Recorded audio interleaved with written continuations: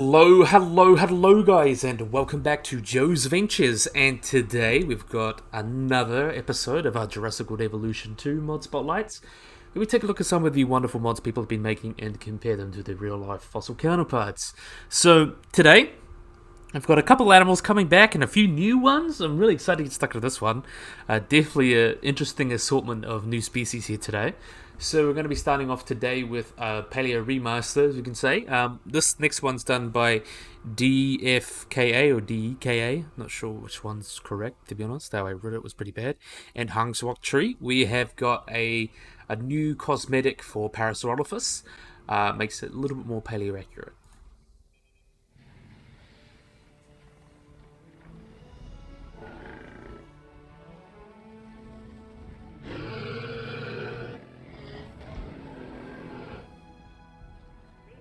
So here we are, based on the wonderful, or the one I quite like.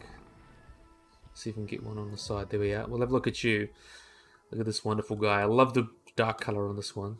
So this one is based a little bit more on new rig. So it's on a Montosaurus, I believe. So it can actually walk on four legs. That's the weird, unlike the weird kangaroo one that we've got originally in the game. But we can see some of the changes here. We're going to be starting off with the head.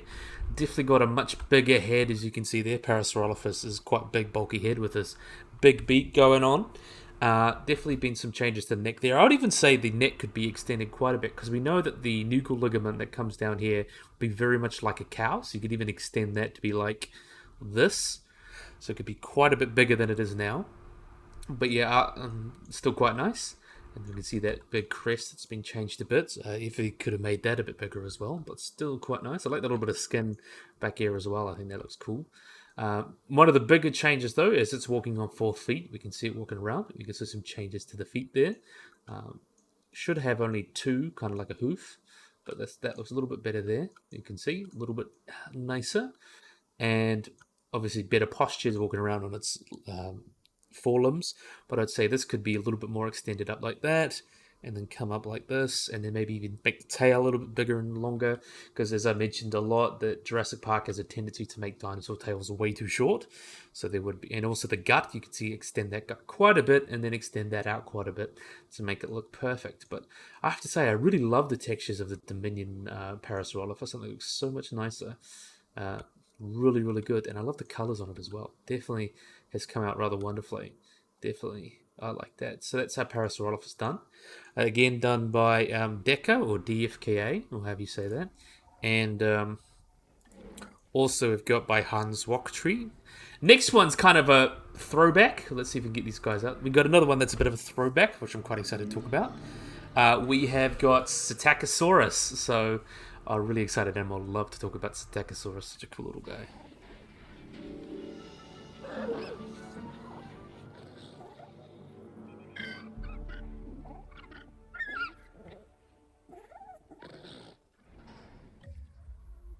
So we're going to have a look at you. This is Psittacosaurus. Really cool dinosaur. Means parrot lizard. So these guys are an extinct genus of ceratopsian that comes from the early Cretaceous of Asia and lived about 126 to 101 million years ago. And it's actually being notable for one of the most speciose kind of genus of dinosaur, with up to 12 species known, found across Thailand, Russia, Mongolia, and China. And there are species that are obligate bipeds. Some species have like high skulls and robust beaks. There's a lot of variation between them. But this particular one, this is not a named species, but we'll get into why that's so important. There's another species that you can get in the pack, which is Mongoliensis, which is kind of the more typical species that you use, a little bit bigger. But I left that out just because I didn't want to risk the chances. And I want to show the most accurate one here, which I always love to show off. So, in terms of the history, this guy was first described in 1923 by Henry Fifield Osborne, who was named type specimen Mongoliensis. And then after time, of course, a lot of people have found them and named different species. The Mongoliensis that came from the Aptian stage, the early Cretaceous, between 125 and 100 million years ago, is actually known from like 75 individuals. So we know what they kind of look like from hatchlings right up to adults, and adults got to about 2 meters long, or about 6 feet 7 inches, and babies we know from like 13 centimeters. So we pretty much have a whole ontogeny for these guys. It doesn't mention there's lots of different species that have been assigned, which is the highest of any non-avian dinosaur. But of course, there could be different genera within that and different things, and there are all lots of variation. There's so many different species of Psittacosaurus.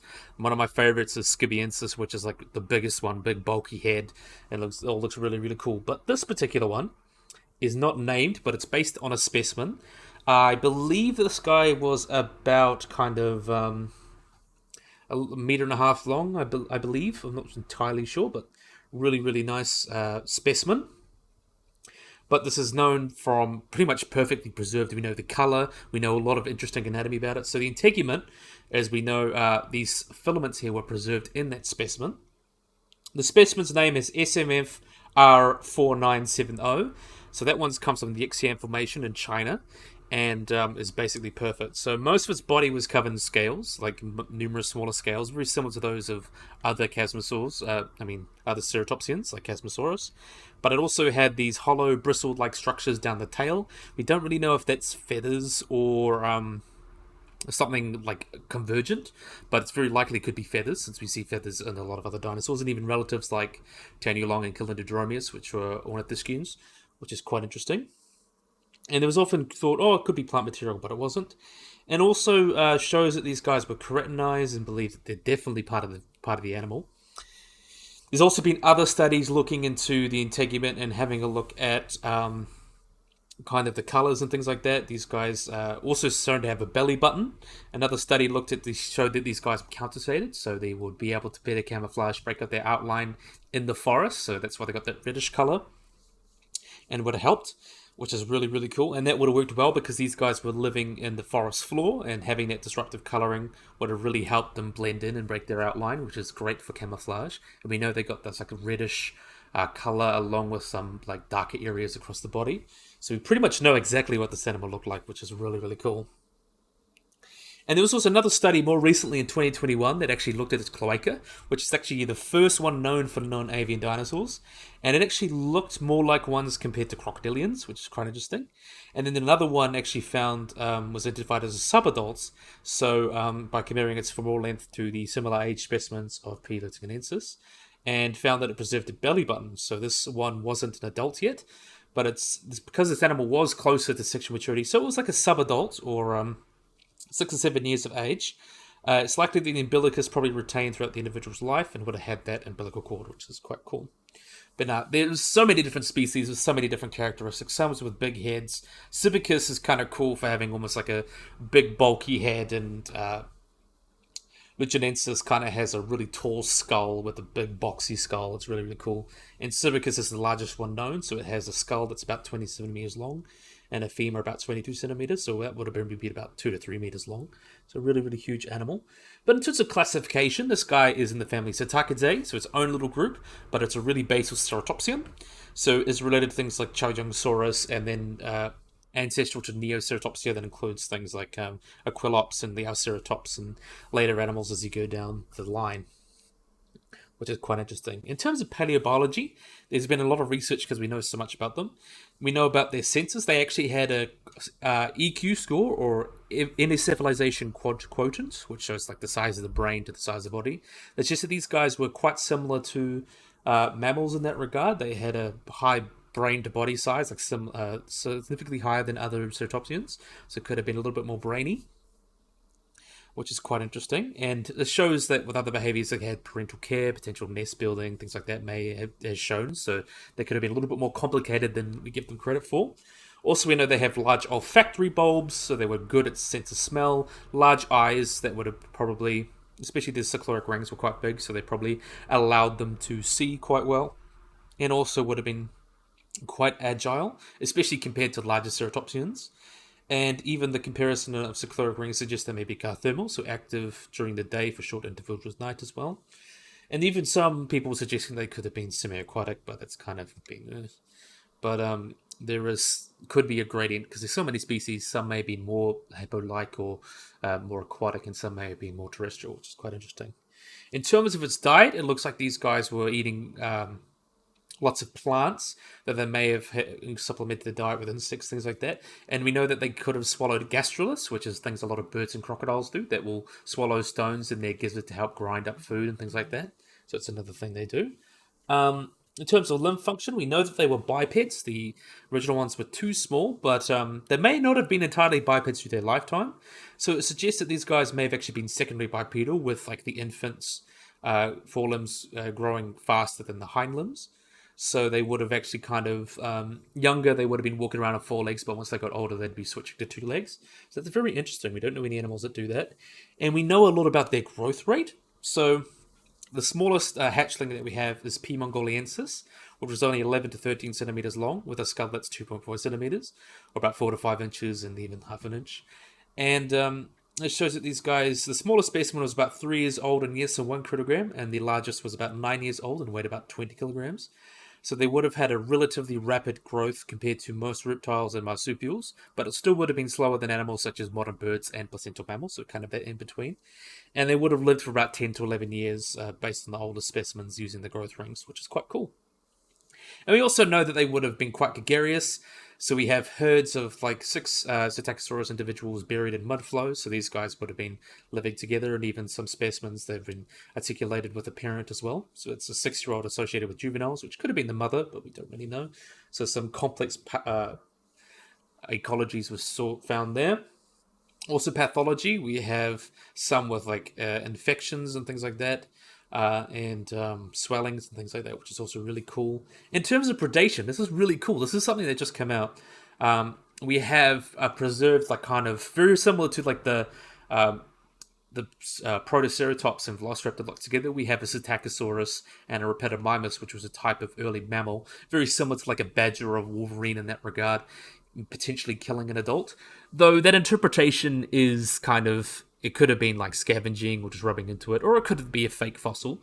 But I think a lot of those are equally likely, because we do know that there were quite large, like badgers and wolverines and stoats will even hunt animals like 5 or 6 times their size. And I don't think it's out of their range for something like Rhepidomymus to do something like that. But also the other being fake is also quite likely, because I don't know. But there's evidence to suggest that it is not fake.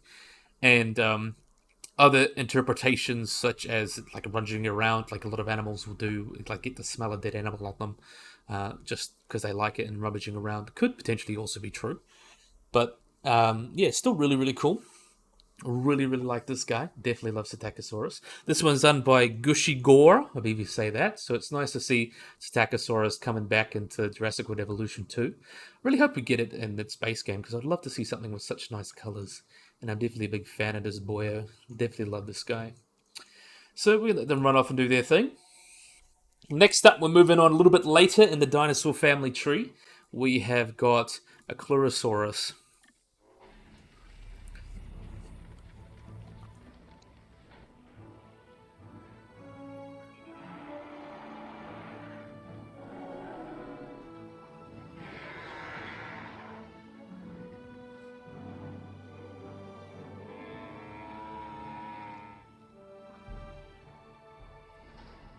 So this is a very interesting dinosaur. So we'll have a look at one with a nice... I like this one with the red...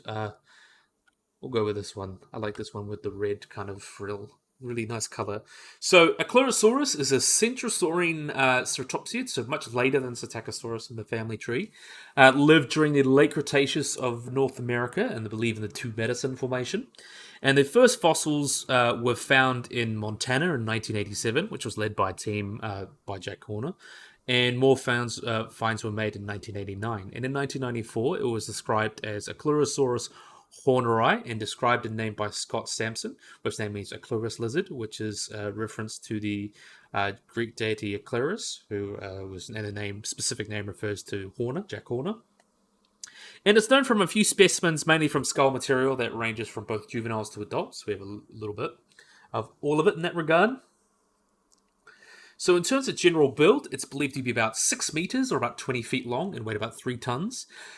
The skull of the adult individual, which is the holotype, was estimated to be about 1.62, or about 5 feet 3 inches, which puts it in the same size range of other members of the Ceratosaurine group of ceratopsians during that age.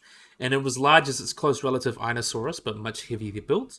And it's actually approached the robustness of, like, similar to Triceratops. So quite bulky in that regard. And like most ceratopsians, it would have been quadrupedal, and with hoof digits is kind of going along. A straight neck, big upper beak, big round back. So yeah, this is pretty much what it would have looked like. It's actually pretty spot on. Even the feet have been changed to be a little better. That's really, really cool. But the main way you can tell it apart is definitely the head. It's got like this very big brows here and that large, very similar to Pachyrhinosaurus, as we'll get into. So it's got this really big big boss going on here as well, and a couple on the skull as well, around the brow ridges, as you can see. And also got these kind of relatively small I think they're called ossicles along the frill, and then you have the two big ones at the top there. So that's kind of what changes them apart and gives it a bit of difference. And you can also see this would have also been hollow as well. So most of them would have been hollow until Triceratops was had a solid bone frill, so that would have been able to potentially display for things. And you can see that quite rugose on the texture on the face there with the boss and the rings there. And we'll get into why that's believed. And also see keratin sheaths. We don't know the extent of that, but it's believed to be cornified skin, very similar to that, like a musk oxen, similar to those kind of bosses, and not supporting a huge horn. That's been suggested with some Pachyrhinosaurus reconstructions. But this is actually believed to be an example of anagenesis, which is an animal evolving into another. So this is Achelousaurus is believed to have evolved into Pachyrhinosaurus. And though that's really hard to prove, because convergent evolution and transitional fossils and things like that, it can be really hard to prove without genetics. It's kind of a pet hypothesis, but these guys come from slightly younger rocks, and then they evolved into Pachyrhinosaurus. But I think it's very hard to prove that without genetics. But we do know that there was a lot of adaptive radiation during that time. There's a lot of different species or even genera of ceratopsians living in that time. And there would have been a cline of them. And maybe there would have been all these different head shapes and stuff because of increased sexual selection and things like that. Would have been quite interesting. But in terms of classification, it's in Ceratopsidae, but more specifically in the Centrosaurine. So it's related to things like Inosaurus and part of the clade Pachyrhinosaurinae. So as a relative of the kind of groups. So the thick snout ones like Pachyrhinosaurus and Styracosaurus, things like that. A little bit distantly related to that one. But yeah, their taxonomy's been kind of a little over the place, but they are believed to be the most closely related to Pachyrhinosaurus. And there has been some earlier studies look into these and would have used them for display or kind of fighting each other. This would have been a potentially... But we don't have much sexual dimorphism between male and female, so it's very possible they would both had them. So this could have been used for defense and things. It's a constant debate. We won't really know until we observe live dinosaurs. But that's quite cool. But we also know these guys were quite herding animals. Though Achelousaurus itself, the bone beds are monospecific, so that would have potentially only the one species confirmed in these herds. So they would have potentially lived in herds, though there would be variation, because even animals that are closely related today, there'll be some that live in bigger herds, some that live in smaller herds, some that live by themselves. So it depends on the species. And we know that these guys would have been endotherms. There's lots of looking at isotopes of a juvenile Achelousaurus that lived in the Two Medicine Formation that showed that these guys would have had quite a warm body. So this would have been able to they would have showed they were homothermic, so they were consistent between all seasons, not changing with the seasons. Consistent, so that shows they were endothermic, and while they wouldn't have a metabolism quite as high or a body metabolic rate as high as birds and mammals, they would have had something intermediate. So they would be able to control their body temperature, but not quite as high as a lot of other animals. But as I mentioned, these guys are from the Two Medicine Formation in the late Cretaceous, lived between 83 and 74 million years ago, and is actually found in the highest level of formation, so about 74 million years ago. At this time, the Two Medicine Formation would have been a semi-arid climate, and there would have been lots of rain shadow where it lived, and lots of storms, but there were likely lots of lakes, and there would have been... They would have run dry, though, causing these bone beds that these guys have been found in. Some animals these guys would have lived with would be Parasaurolophus, Gojirasaurus, Psittacosaurus, Dinosaurs, and some Tyrannosaurids. Uncertain, but it could be something like Albertosaurus. And we don't know the exact composition of where it was from, but we know there's a lot of animals mixing in there. And we know there's a cline. These guys would have been found quite north, so Achelousaurus would have been found like up Montana ways in the two medicines, and there's believed to be some niche partitioning as you go down because there's so much diversity in ceratopsians during that time, and that's quite interesting. But yeah, I like these guys. Definitely has come out rather nicely. Definitely cool. I love the colors as well. Nice to see these guys as a new species. So we're gonna let them run off and do their thing, of course. Get out of the way.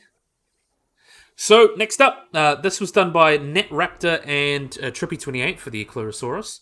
Next up, we've got another one, everyone's favorite modder, Hyper SGYT, Altero Hammond, and we've also got game videos for life doing this one as well. I'll just wait for these guys to move out the way because they're definitely going to mess everything up. Okay, so we've got a really cool animal. We've got Gojirasaurus. So I'm really excited for this one. You know what, I'm going to... because these guys aren't going to get out of the way in time. So let's release Gojirasaurus.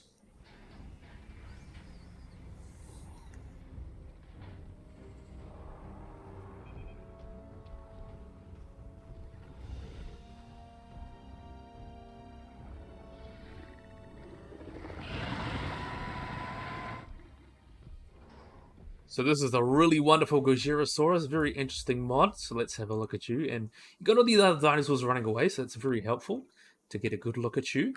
So Gojirasaurus, which means Godzilla lizard, as you can tell, is a potentially dubious genus of Coelophysid, named after the giant monster movie monster everyone knows and loves, Godzilla. So the term name, the composite name is Gojirasaurus, which in Japanese means like Gojira or Godzilla, and Saurus, so it's basically the Godzilla lizard, which is kind of, yeah. And in addition, the theropod dinosaur with the name Godzillasaurus exists in the Gojira films, so it's like the explains how he was before he was mutated, then he became Godzilla, so it's Godzillasaurus, you know. Gojira was selected as the great size of the theropod because it's actually quite big compared to a lot of other Jurassic dinosaurs. And the species-specific name Crone, which comes from the Quarry County, New Mexico, where the holotype was found. So it's believed, if these kind of things are true, and because I've mentioned it as dubious, is actually one of the largest theropods known from the Jurassic period. So it got about 5.5 to 6 meters long and about 150 kilograms or 330 pounds. So it could have been huge. They also point out the kind of pelvis and ankle were from an immature individual, so it could have got even larger. And some other studies have shown that these guys may have had autogenetic immaturity, so they would have potentially got much bigger. And the specimen NMNH P4666, which contains Odeopubis, is refers to the hunt. So it was found in 1994 and published. It described the material as Revoltinator lucasi, which is considered a nomen nubium, so basically considered not part of anything. And it was officially described Gojirasaurus and classified as a Coelophysid. The original remains attributed to the dinosaur include like a tooth, a cervical rib, some dorsal ribs, scapula, two gastralia, 4 vertebrae, and some other bits and bobs. And then they later agreed these guys were actually more derived than Dilophosaurus, and even argued this could have, the vertebrae actually belonged to a Rawasuki and Qianzhousaurus, we've covered that one before, and the pubis and tibia actually belonged to another Coelophysid, so it is a chimera, so we don't really know what it actually is. That's why it's called dubious, because it might actually be a bunch of different animals. Same situation with Gigantoraptor, so you don't really know. But the only known specimen is found from the Cooper Canyon Formation near Revolto Creek in Quarry County, New Mexico. And the genus was discovered in 1981 during the Nourian stage of Jurassic, so approximately about 228 to 208 million years ago. So quite a later animal in the Jurassic, but still very interesting. The specimen is held in the University of Colorado Museum in Boulder, Colorado, and its assignment to Coelophysiuria is actually suggested it's quite a bipedal, terrestrial, actively mobile carnivore. And animals that it would live with would include the Psittacosaurus and Qianzhousaurus, as we already mentioned, and phytosaurs like Rhododon and a few other animals. So very interesting ecosystem going on there. But as I mentioned, we kind of don't know. It could be dubious, could be a chimera. It's one of those things. But yeah, really, really cool. So I'm going to let you run off and do your thing. Next up, we've got a Paleo remaster again. This one is by OG Bear, my favorite. So we have got Qianzhousaurus.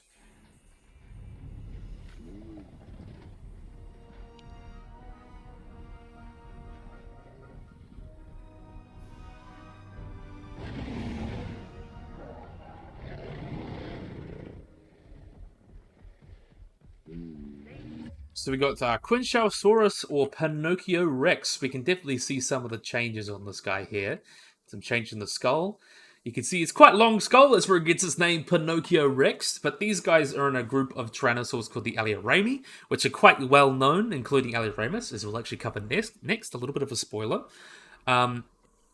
These guys are kind of known for being almost like cheetahs or leopards, like the tyrannosaurs, a lot more lithe and skinny and better runners, things like that. So you can see that quite long skull there, and they obviously got a little bit of a crest going on there. Much long, lithe skull, much better than the original one. I think the original one's kind of way over the top. You can see some changes to the skull there and the neck. These big arms with the two fingers that gives them away as a tyrannosaur. You see that long, lithe body, those long, long legs, and that long, long tail. As you can see, as I mentioned, they often make their tails way too long. But this one actually required pretty minimal edits, because this one was actually pretty spot on. But yeah, I really, really love this guy. Nice to see the Qianzhousaurus getting a remaster. Definitely really, really cool. But we're going to talk about it more with Alioramus, which is our next animal. So Alioramus is the next one. This was done by NetRaptor and Pokemon Fan 2750, I believe you say that. But we've got here Alioramus, which is another one. Let's have a look at you.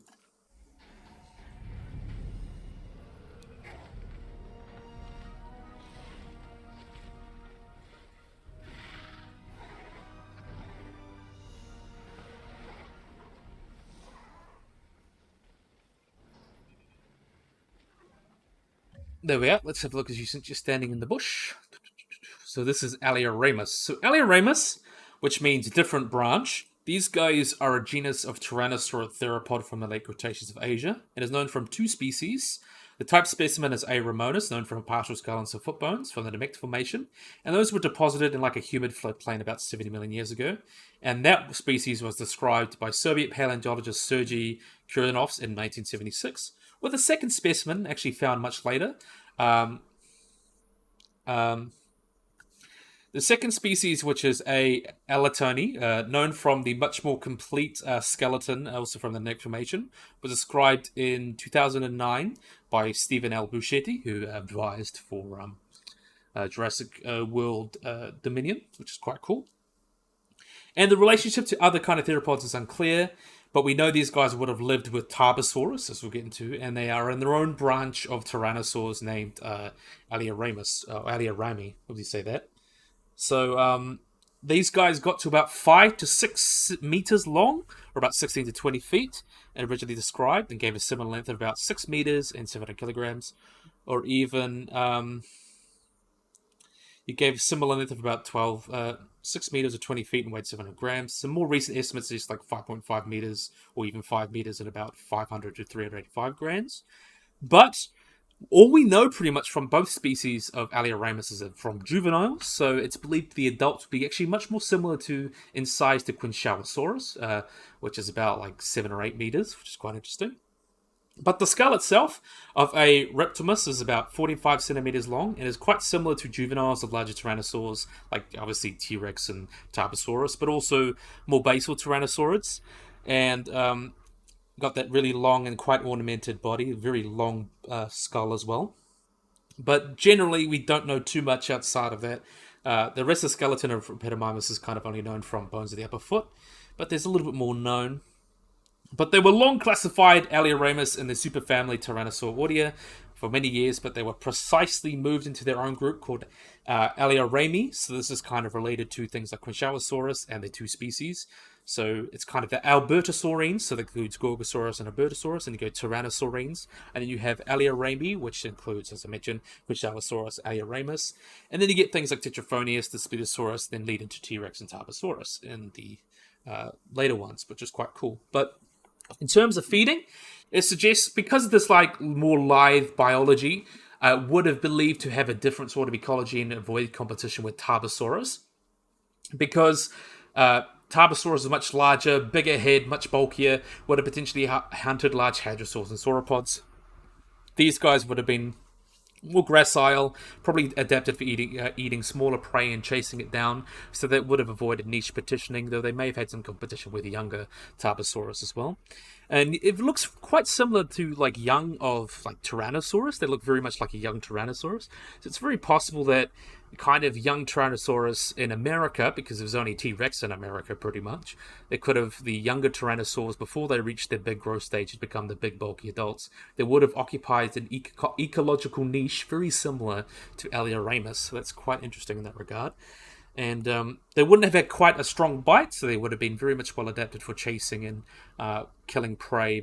I would say very much different ecology like that. Maybe even small, like small hadrosaurs, ornithomimids, things like that. So they would have lived together with Tarbosaurus, but had a very different ecology. So in terms of its ontogeny, as I mentioned, both species are not known from adult specimens. Though the A. altali is known from a 9-year-old specimen, and that specimen is growing. And it actually has sometimes been suggested that these guys would have been young of a Qianzhousaurus, because Qianzhousaurus is known from an adult specimen, so it could have been a young one, but I'm not sure how well that is supported. But in terms of these guys growing, suggests that the age of stuff, these guys would have been shorter and smaller than slender than a comparably aged Tyrannosaurus of age, and had a longer snout than any known juvenile of any large Tyrannosaur like Tarbosaurus or Albertosaurus. And growth series as well. A lot of ornamentation as they got older. And it suggests that adult Alioramus would have had quite elaborate kind of cranial ornamentation. That's quite cool. But examinations of Qianzhousaurus in comparisons with both species suggest that both Alioramus species are known from juveniles, different growth stages, and that Qianzhousaurus is an adult. So this sort of shows what adult Aliorami Tyrannosaurid would have looked like. And actually suggests that the variation seems to be between the various species inconsistent with a growth trend.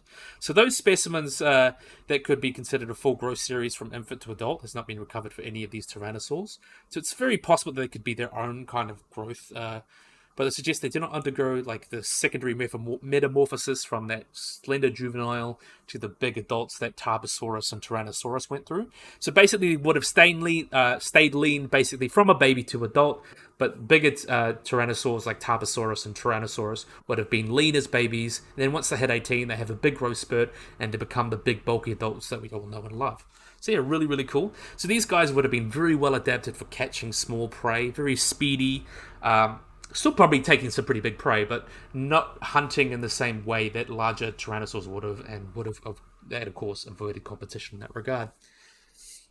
So as I mentioned, these guys were found in the Mect Formation and has been dated to the Maastrichtian age, so about the end of Cretaceous, and same kind of ages as like Qianzhousaurus, so it's very possible that they could be a growth series.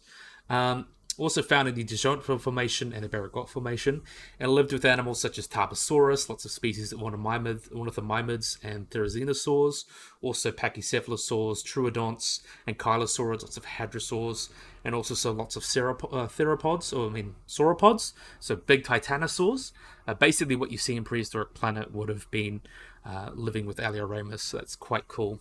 Definitely love this guy, and I think it's a cool implication, considering they've got the two species that are each different ages, and then you've got the adult Qianzhousaurus. So it could very well be a growth stage. And I think it shows how we think sometimes we try to put everything in boxes. Sometimes it's all just one box. These multiple different species could just be growth stages, or sexual dimorphism could be a male and female of other, but we just have so few specimens that we can't really prove it. But yeah, really, really cool.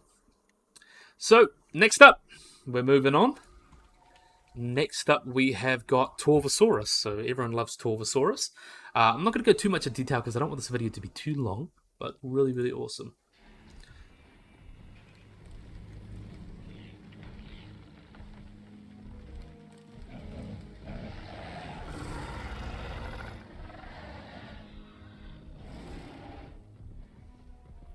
So Master Dude has kind of gone in and completely redone these guys, but which looks really, really awesome. I'll look at you because I like your colors.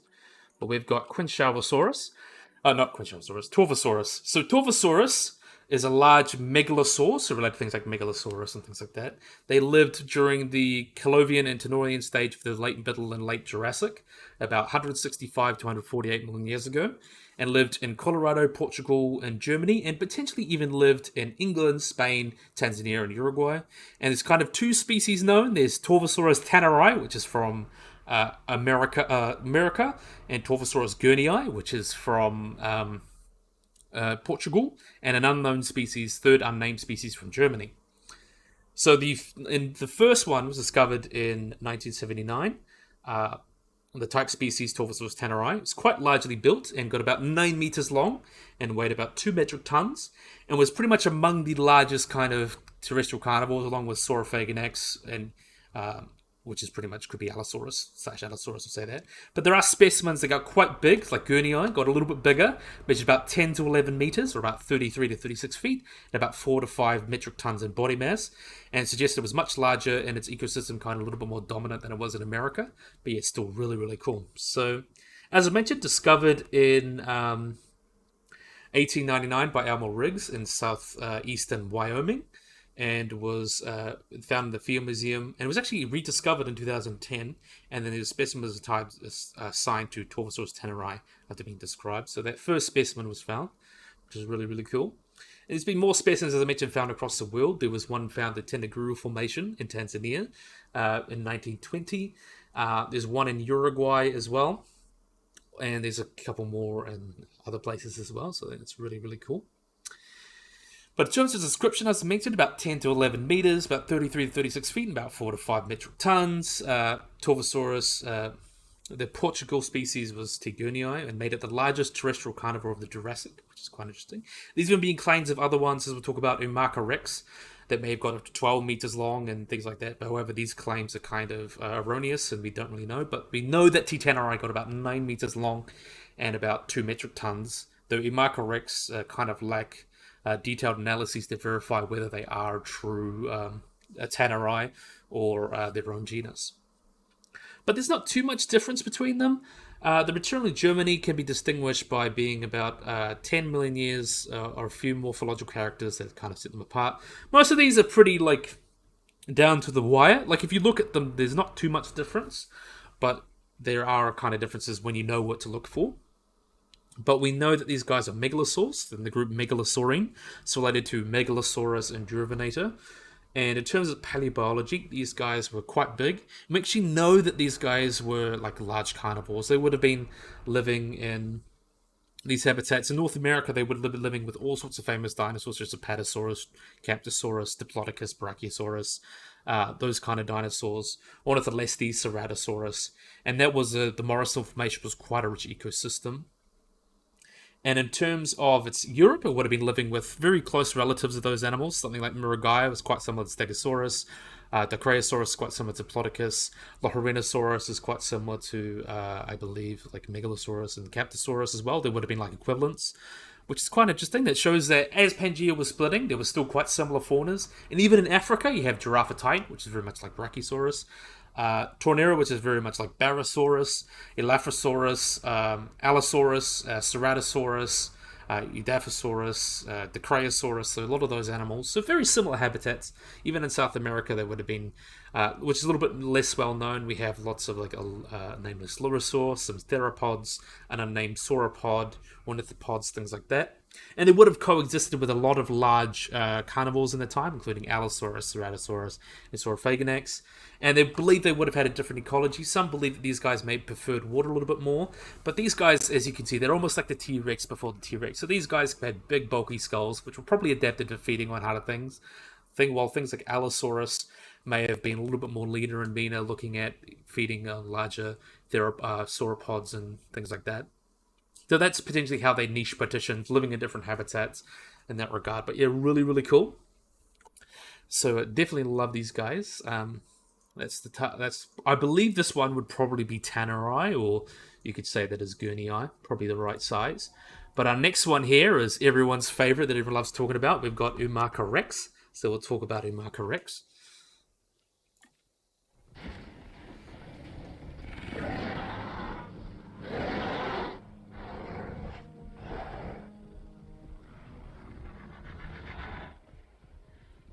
So Edmarka Rex, as you can see here, is quite different. This was found in 1992, so like a large theropod was found in Como Bluff in Wyoming, and was named by Robert T. Barker as the species Edmarka Rex. And it was actually quite impressive at its size, and said it would rival T. Rex, and would have been very much up there with the big animals, like Gigantoraptor and Gojirasaurus and Tyrannosaurus and things like that, but is often considered a junior synonym of Torvosaurus, so it potentially could be quite a large Titanorai, so that's quite interesting. But a detailed analysis has not looked at it, and along with an animal called Brontoraptor, is considered a Nobonubium, so a name that's pretty much like a dead name. But most researchers kind of consider these both as specimens of Torvosaurus tannerai. But there hasn't really been a detailed analysis to look into these guys. And also the estimates could be a little bit big, of course. That always could be the case. As I mentioned, there's been no kind of big, detailed descriptions of the specimens. But I could definitely see a 11 to 12 meter Torvosaurus around, because they're very similar to T-Rex in that regard. And there's so many big animals in its habitat. So I think all the the really big ones being at the end of the Cretaceous might almost be like a little bit of a just the fossil bias, since oftentimes the more you go into the deeper you go in time, the less specimens and stuff you have. So I very much believe there could be some quite big ones, and it could just be an extraordinary individual. Animals are average, so like you could have an individual that got like 12 meters long, and one they got into even Plateosaurus is another animal. There's been lots of specimens that have been found to be like the same age, but they're like twice the size of one's like twice the size of another, even though they're both the same age. So it really shows there's lots of size variation within these animals. So unless you're not be able to really gain a good example of their size, or even average size, until you get a whole bunch of specimens. With most dinosaurs, we don't really have that. But yeah, really, really cool. So we can let them run off and do their thing. Next up, we've got another really cool one. This one was done by Master and the Gigantoraptor is also done by Master So kind of a double whammy of Master that we all know and love. So next up, as I mentioned, Gigantoraptor.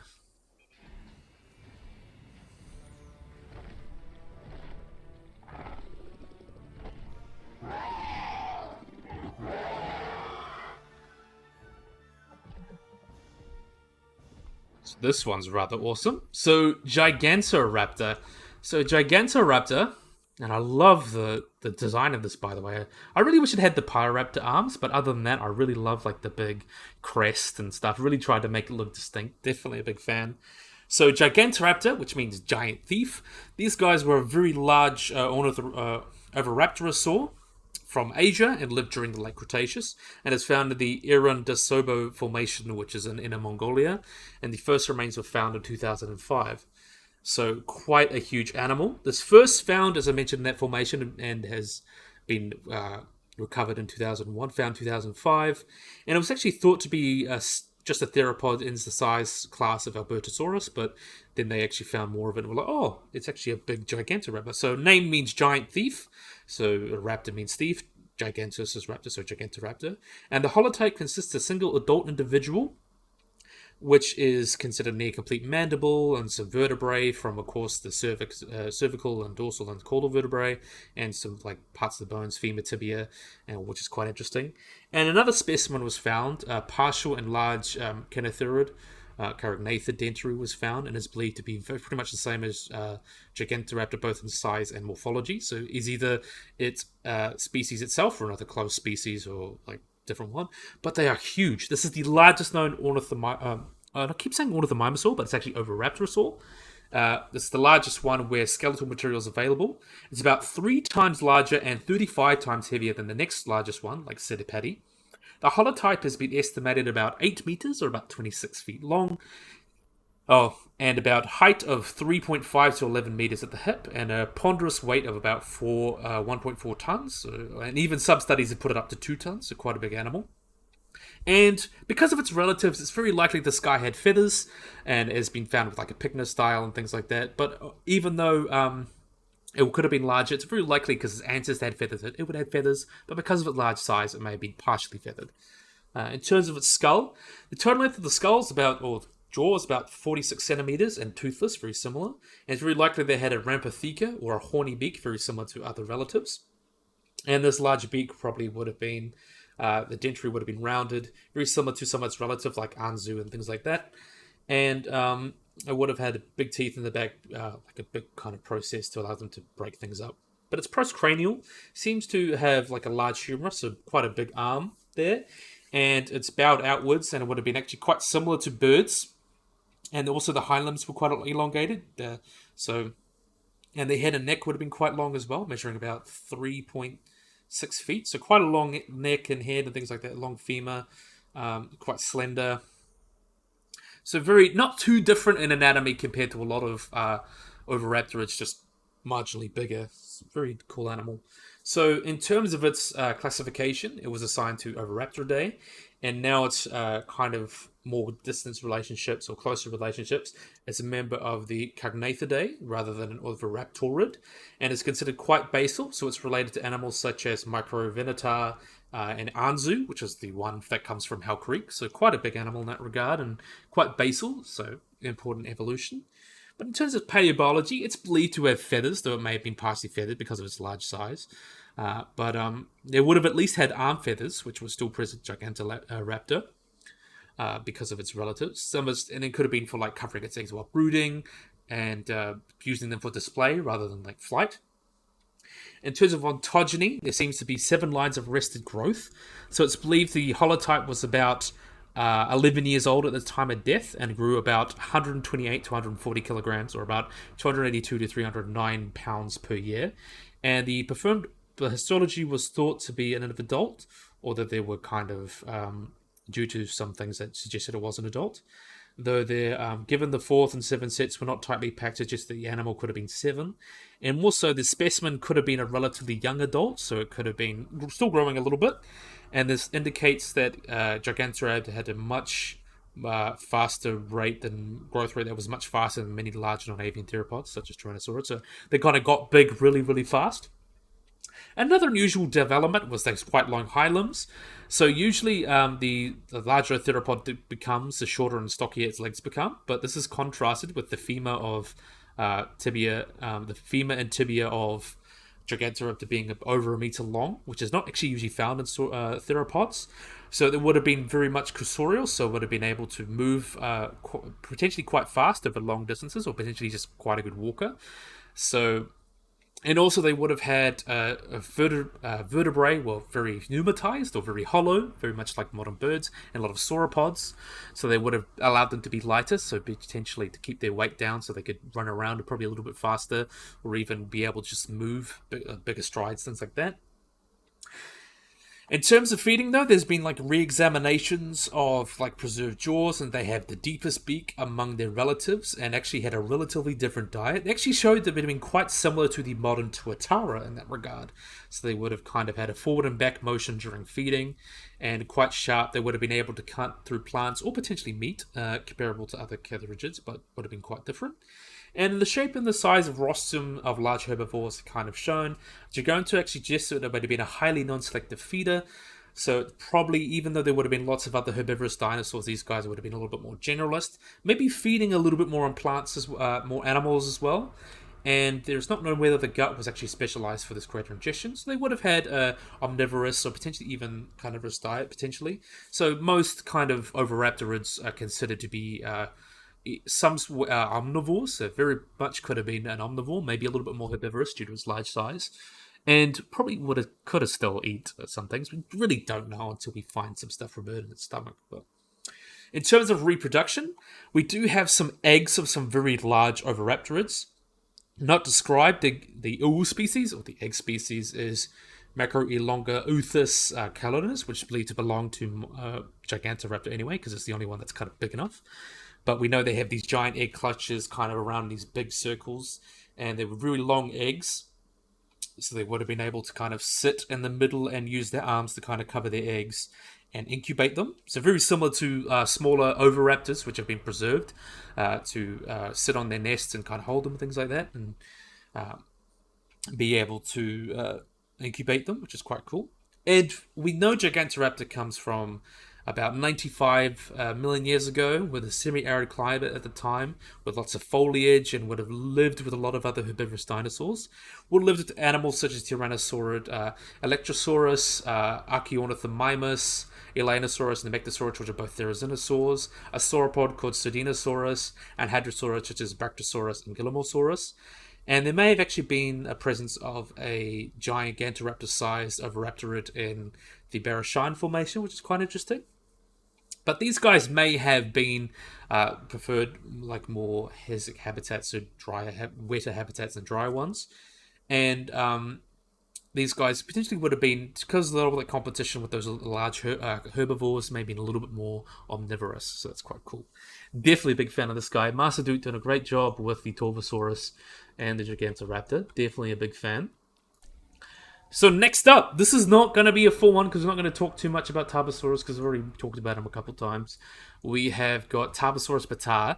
So this is the accurate one that Wheat did. We love Tarbosaurus, but this has got a cool new skin. So this is by Wheat, Pokemon fan, Draco Venator, and they've done the skin and all that. So we're going to have a look at this.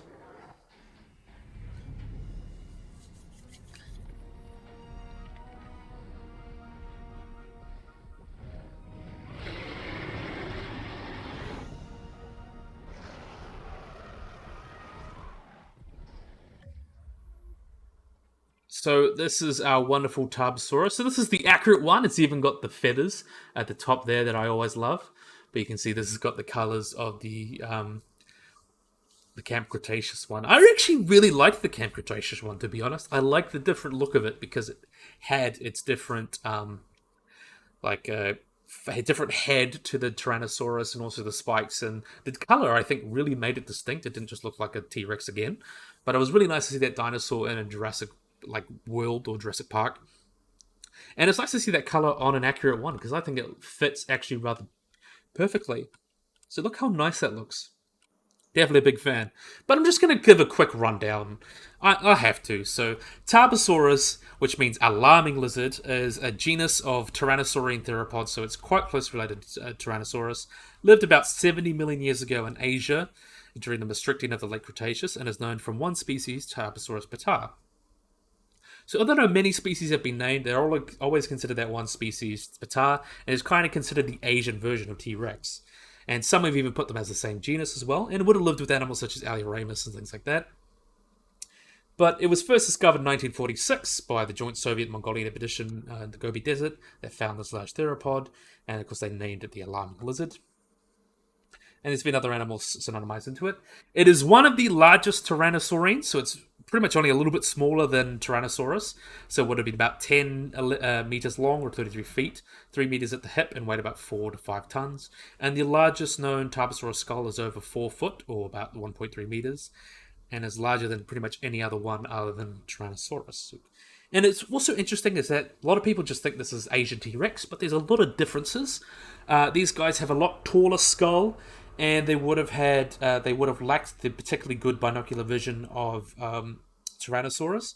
So it's believed these guys were almost like returning back to that body plan like the Caracarodontosaurus, so a little bit leaner, meaner skull, not quite the big, bulky jaws that Tyrannosaurus had to bite through the armors of ceratopsians and ankylosaurs. These guys would have been a little bit better adapted for hunting things like sauropods and hadrosaurs, more fleshy things. So not quite as big and bulky, but obviously they could still have a pretty mean bite because they're a tyrannosaurid after all. They had a big, powerful bite to be able to bite into some of the ankylosaurs that they lived with, but slightly better adapted for feeding, like flesh grazing, as they say, on animals such as like sauropods and hadrosaurs. So things that have been like the Nemectosaurus and Barasboldia and things like that. But yeah, in terms of its post kind of cranial skeleton, very similar to kind of T-Rex, just a little bit leaner and meaner. But as I mentioned, these guys are a close relative of T-Rex. They're considered sister taxon, or they're considered related to each other. And we know through ontogeny they would have grown very similar to Tyrannosaurus. So the kind of babies would have had this sleek one, very similar to Alioramus, or a little bit bulkier than Alioramus, and then kind of grown into this big adult ecology. Though these guys were a little bit more similar throughout their ages from baby to adult. Unlike Tyrannosaurus, which almost looked like a different animal as it grew. It would have been a little more the same because they did live with Alioramus. Don't forget, as I mentioned, they lived with Alioramus, so they would have competed there. So they probably would have had a little bit of a better different ecology. It was quite reduced as well, so there wasn't much competition between the adults and the babies, and also there would have been a little bit less competition with things with Alioramus. And actually, there's evidence the caloric ring would have actually helped juvenile Tarbosaurus to be more nocturnal hunters, or we don't know if adults were nocturnal, but very possible because a lot of our in terms of senses, very similar to Tyrannosaurus. They had a quite powerful sense of sight and very powerful smell. So they had a very keen sense of smell with these large eyes, being able to see and smell things very, very well. Also quite good hearing. And so very similar to T-Rex in that regard. Bite force, quite powerful. Not quite as powerful as T-Rex. We can see bite force, bites on animals such as Dinosaurs that have been found. Also, Parasaurolophus. They would have likely been scavenging on them, but very well adapted for ripping flesh a little bit more. So, in terms of bite force, it's believed to be just a little bit less than Tyrannosaurus, so very possible they would have been able to crush bones just like Tyrannosaurus, just not quite as powerful, and things like that. So, yeah, not too different in that regard. And stable isotopes actually in 2020 suggest that these guys would have been hunting those large dinosaurs, most notably the Hadrosaurs and Titanosaurs. So a little bit more in ecology similar to those Carcharodontosaurus, like Carcharodontosaurus and Gigantoraptor, rather than T-Rex, which was very well specialized for biting into armored prey like Ankylosaurs and Ceratopsians. But these guys found the Namek Formation about 70 million years ago, and has been found in other formations and things like that. But these guys would have been living with all sorts of cool animals, such as Prenocephaly, an Ankylosaur named Sarkia or Tarkia as well. Saurolophus and Barosboldia were hadrosaurs that they would have preyed upon, and sauropods such as Nemectosaurus and Ostacolocoldia, I believe you say that would have been animals they would have preyed upon as well. They would have had competition from Alioramus, which is a smaller tyrannosaurid. Most likely babies would have had competition, or young, like subadults. But also like Troodontids, over Raptorosaurs, and even sometimes which is Bagatan, which is actually something considered another basal tyrannosaurid, but lived with other big animals such as Therizinosaurus and many large herbivorous and ornithomimosaurs, such as like Gallimimus and Deinonychirus. It's a very packed formation, and the large ones would have been good at prey for adults. Smaller ones like Gallimimus and Aceramimus may have been good prey for babies. There was actually suggested that, like Komodo dragons, especially with T-Rex is probably a better example, but these guys would have been living, having different ecologies as they grew up, so the babies would have been very much like chasing prey, very similar to Alioramus in that regard. Probably a little bit bulkier, just to kind of allow for less competition between Alioramus and Tarbosaurus. So would have been a little bit bulkier, but then once they got to the big adults, they would have been eating the big hadrosaurs and sauropods. But yeah, really, really love the skin, and I love the feathers as well. Always love it. Definitely, Wheat is really awesome with his mods and such. I really love Wheat mods. And nice to see the combination of the really cool Camp Cretaceous one combined with a scientifically accurate one. So I'm definitely a big fan of that skin. So yeah, I think this will be a great place to end the video. So I really, really, really, really, really hope you guys have enjoyed this video. Hope you guys like and subscribe. Always remember to hit the little bell icon to get notified below anything. So yeah, hope you guys enjoyed this video. Hope you guys like and subscribe, and bye-bye.